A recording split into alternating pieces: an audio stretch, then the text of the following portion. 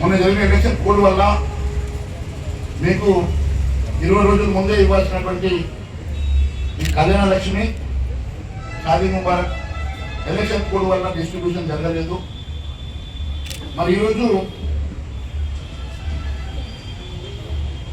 ఈ డిస్ట్రిబ్యూషన్ కోసం మరి మీరందరూ రావడం,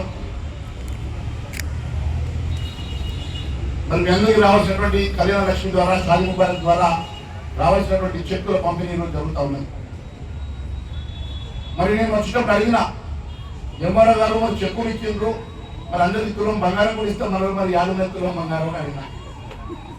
మా ఆడబిడ్డలు వచ్చిండ్రు, మా ఆడబిడ్డలు అందరూ కూడా అలా పైసలు కన్నా బంగారం మీద ప్రీతి తెచ్చుకుంటుంది, మరి బంగారం మీద సొమ్ము చెప్పించుకుంటారు, మరి బంగారం తెచ్చినామని అడిగితే మరి హైదరాబాద్ పంపలే సార్, చెక్కులే పంపింది బంగారం పంపలే అన్నాడు.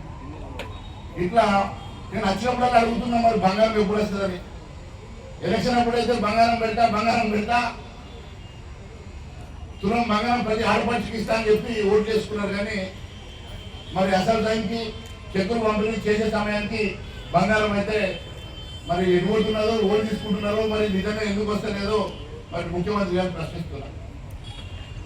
ఏదేమైనా ఎన్నో అటువంటి అంశాలు ఈ ప్రాంత అభివృద్ధి కోసం ఈ ప్రభుత్వం ఇచ్చినటువంటి గ్యారెంటీలు కానీ, మీకు ఇష్టమైనటువంటి 2000 పెన్షన్ 4000 చేస్తామన్న సంగతి కానీ, ప్రతి మహిళకి ప్రతి నెల 2500 ఇస్తామన్నారు.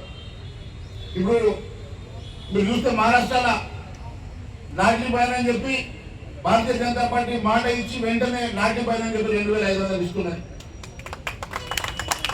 మన ఢిల్లీలో మొన్న ఎలక్షన్ జరిగినాయి, ఢిల్లీలో కూడా ప్రతి మహిళ ఆడపడికి నెలకు 2500 ఇస్తామంటే వెంటనే అక్కడ ఢిల్లీలో 2500 ఇస్తున్నారు.